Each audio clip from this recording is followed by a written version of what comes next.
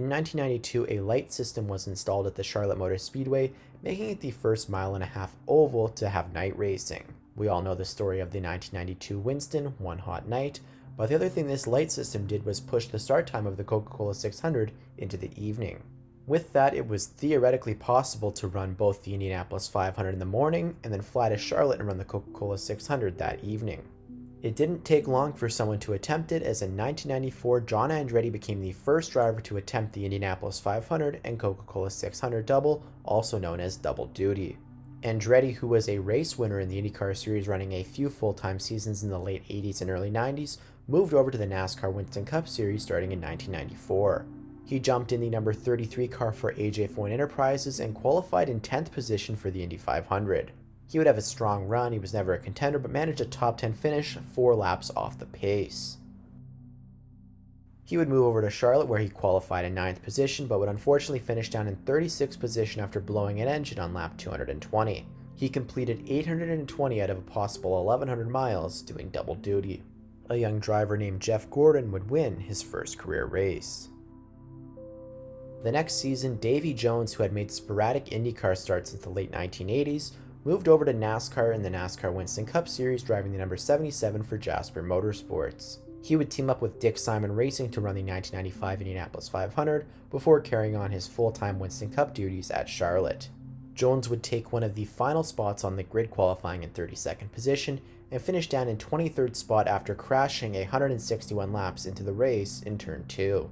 But that wasn't the worst part of the weekend for Jones, as he actually DNQ'd for the Coca-Cola 600, his 4th DNQ in 11 races in the 1995 Winston Cup season. He would part ways with Jasper Motorsports following this DNQ and would never run another NASCAR race in any of the top 3 series in his career. He would, however, finish runner-up at the following season's Indianapolis 500, finishing second behind race winner Buddy Lazier. No one would attempt the double in 1996, but in 1997 it was 2-time kart winner Robby Gordon who would transition to the NASCAR Winston Cup Series for the 1997 season, entering both events. Robby qualified in 12th position, but rain would ruin this attempt as the race was postponed to Monday due to rain. The race ran 15 laps on Monday and then was eventually pushed back again to Tuesday due to another rain delay. Gordon would drop out just 4 laps into Tuesday's running, with a fire only completing 19 of 200 laps. He didn't fare much better in the Coca-Cola 600, qualifying 28th and wrecking out 186 laps into this one for Team Sabco. He finished 41st and only completed 326.5 of a possible 1,100 miles. But in 1999, we were going to get our best attempt yet, as Tony Stewart, who won the 1997 Indy Racing League Championship in his rookie season, before adding 2 wins and a 3rd place championship finish in 1998, moved to the NASCAR Winston Cup Series for the 1999 season, but was entered in the Indy 500 with TriStar Motorsports. Stewart qualified in 24th position and finished inside of the top 10 in 9th, 4 laps off the pace. He flew to Charlotte, where he jumped into his Winston Cup car, qualifying in 27th position and finishing in 4th, leading 13 laps in this event. In total, he ran 1090 of a possible 1,100 miles, so only 10 miles short of a perfect 1,100 double. Robby Gordon, after seeing Tony Stewart's success, made his second attempt at the double in 2000. He had an impressive qualifying run, qualifying in 4th, and was the first driver doing the double to finish on the lead lap, finishing in 6th position in the Indianapolis 500. However, like his 1997 attempt, this race was also affected by the rain. It was delayed over 3 hours from the start, so Gordon missed the beginning of the Coca-Cola 600. Relief driver PJ Jones would start the car for him.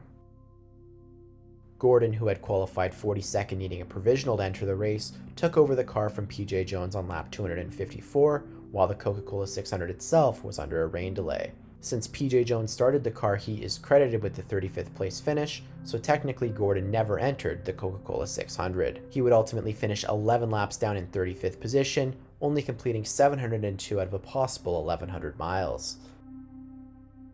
In 2001, Tony Stewart would take his second attempt at the double after finishing top 10 in both races back in 1999. He would team up with Chip Ganassi Racing, starting 7th and finishing 6th, leading 13 laps in the Indianapolis 500. He was in contention to win all race before a poor pit stop sequence took him out of contention with not enough time to recover. He was the first driver competing in the double to lead laps at Indianapolis. He flew to Charlotte where he qualified in 12th position, spinning early in the race but ultimately coming back to finish in 3rd position. To date, this is the only double attempt that has completed all 1,100 miles, finishing on the lead lap in both the Indianapolis 500 and the Coca-Cola 600. The next season in 2002, Robby Gordon finally had an attempt with no rain interference. He was once again with Team Menard where he qualified in 11th and finished inside of the top 10 in 8th position on the lead lap. Similar to Tony Stewart's attempt in 1999, Singular Wireless sponsored both cars, but Gordon was able to run the 31 in both races.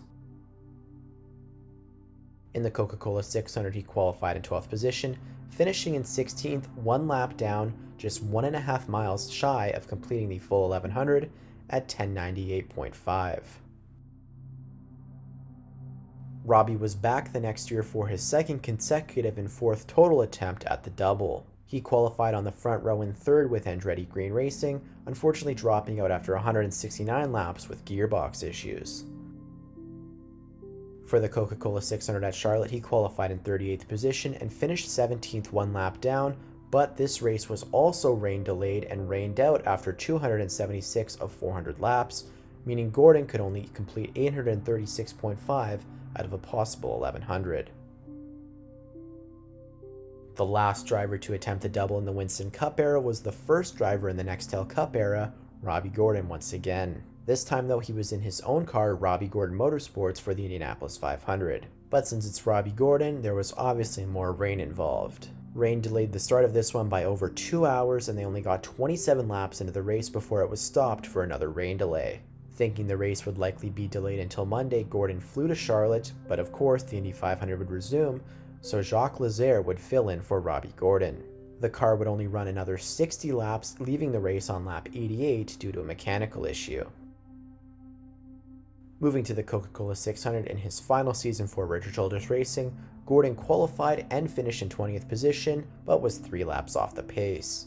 In total, he ran 663 out of 1,100 possible miles. Following the 2004 running, the Indianapolis 500, which would traditionally run at 11 a.m. Eastern Time, was pushed to a 1 p.m. start time.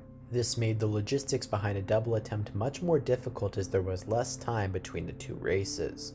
No one would attempt the double for 10 years until 2014 when 2004 NASCAR Cup Series champion Kurt Busch stepped up to the plate. Kurt, who teamed up with Andretti Autosport, qualified inside the Fast 12 in 12th position and finished on the lead lap in 6th spot. Unfortunately for Kurt, he was not able to complete the Coca-Cola 600 as his engine expired on lap 271 after a 28th place qualifying effort. It's a shame Kurt never made another attempt after a very strong 6th place run, or even his brother Kyle, who got denied in 2017, never got a chance to run the double in his prime. Following Kurt's run in 2014, we would have to wait another 10 years until 2024 when Kyle Larson would attempt the double for Arrow McLaren. Larson made it into the Fast 6 for qualifying, starting inside of the top 5 in 5th position, and was running pretty competitively all day before a pit road speeding penalty relegated him to 18th place after leading 4 laps. However, Larson would never run a lap in the 600 as he missed the start of the race due to a rain delay inside the Indianapolis 500. Larson had just arrived at the track when the Coca-Cola 600 itself went into a rain delay at lap 249, where it was eventually declared over. Justin Allgaier was credited with a lead lap finish in 13th position. So that brings us to this year, 2025, where Kyle Larson is attempting the double for the 2nd consecutive year, and he's going to be rolling off the grid in 21st position. This year has already been much more difficult for Larson as he has wrecked the car twice in testing and in practice. Some say he's just found the line, but others say he's been pushing it a little bit, so we'll have to see what Larson can pull off this weekend. At the very least, hopefully he's able to complete both races and not get screwed by rain like so many other drivers on this list. Thanks for watching.